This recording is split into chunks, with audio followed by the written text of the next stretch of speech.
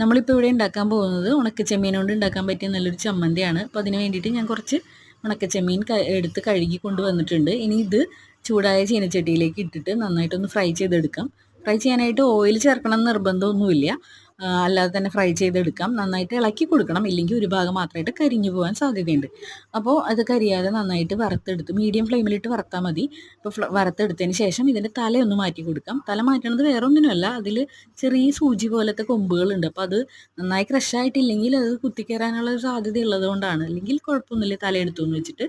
എന്നിട്ട് ഇനി വേണ്ടത് കുറച്ച് നാളികേരം, കുറച്ച് പച്ചമുളക്, അതുപോലെ തന്നെ ഒരല്പം പുളി, പിന്നെ ഉപ്പ് പാകത്തിന്, പിന്നെ ഈ ചെമ്മീനും വറുത്തതും കൂടെ ഇട്ട് കൊടുത്തിട്ട് ഒരു ചെറിയ കഷ്ണം ഒരു ഇഞ്ചിയും കൂടെ ഇട്ട് കൊടുത്ത് നന്നായിട്ടൊന്ന് ക്രഷ് ചെയ്തെടുത്തു കഴിഞ്ഞാൽ നമ്മുടെ ചമ്മന്തിപ്പൊടി ഇവിടെ റെഡിയാവും.